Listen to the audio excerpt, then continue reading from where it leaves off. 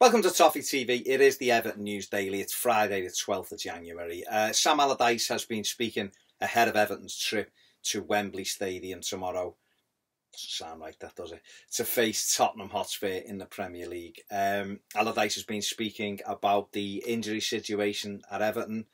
Confirmed today that Leighton Baines still nowhere near the squad. Also talked about Seamus Coleman and said that while he's training every day, he's still a while away from it. Yet he talked about having some games behind closed doors for Seamus to try and get him back up to speed. The right full-back, of course, has been missing since March, so it's obviously going to take him a few games to get the rhythm back, get into a few tackles before Allardyce can include him in the squad. So it'll be great to see Seamus back in action, but he's still a few weeks away. Sam Allardyce also confirmed today that Michael Keane will miss the trip to Wembley with a foot injury. He's been struggling with this. First done it against Sunderland, I think, in the Carabao Cup in September. The wound didn't heal and got infected and then has opened again. He's got the cut in exactly the same place as the last one, so who knows how long Michael will be out for. So we'll have to wait and see on that one. Interestingly, nobody asked about Garner, so I'm going to say that Garner's fit for the trip to Spurs. Allardyce then went on to talk about the January transfer window, spoke about getting Cenk Tosun in and how important it is for him to hit the ground running. Said that it was a gamble, of course it is, every signing is. Was asked about Theo Walcott and confirmed it really. Well, he was asked about January transfer target and he opened up and said, you know that we're all after Theo. Spoke about Walcott, said he scored over 100 goals for Arsenal.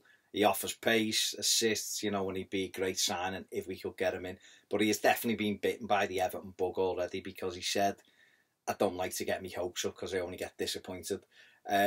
He's only been a Blue for about 7 weeks and already he's feeling what we have to feel. But on the Walcott thing, I mean, a lot of people, there's a lot of opinion about him. I'll be honest, it's quite positive, really. I'd say what I'd seen was about 80-20, 75-25 maybe split for the signing. I personally can't see a downside to it. I know people are talking about giving Lookman a chance, and I'm fully behind that. And Vlasic, I feel as though Vlasic could play inside as well as outside. But these are players that aren't consistent enough yet. Lookman was excellent at Anfield, and I feel as though him and Bolasie could rotate. But I think what Walcott has got over Bolasie, Aaron Lennon, Vlasic to a lesser extent, because we haven't really seen that much of him, is he's got goals from those areas. Somebody said to me on Twitter today, he doesn't score goals. He scored 20 goals for Arsenal last season, and he doesn't play as a centre-forward. So we're not in a position, I don't think, to turn down somebody that can offer us goals from wide areas. Aaron Lennon, 2 goals, hasn't scored for 2 years, I think. Yannick Bolasie had 1 goal for us at the start of last season. I know he didn't play that many games, but I think he'd only got 3 for Palace the season before. Ademola Lookman scored 1 Premier League goal. I know he's got a couple in the Europa League this season. So we're not exactly blessed with someone who gets lots of goals. Theo Walcott, if he comes in, gives us that pace. He can play through the middle. He can play down the right. He gives us an outlet. People have talked about not having any pace. Well, he brings pace.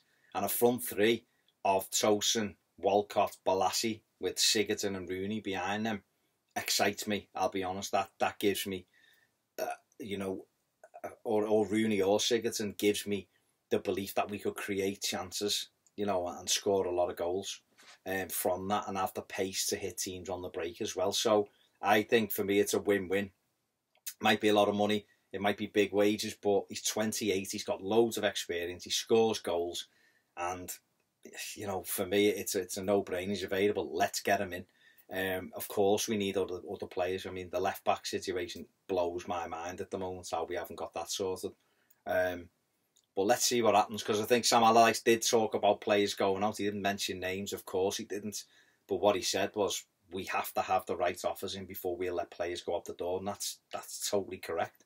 It's not a case of we've got to move people out, and some people will look at that and talk about money and stuff. It isn't to do with money, other than wage bills and having plays with FFP and stuff like that, but also just the size of the squad. Are you going to get a game?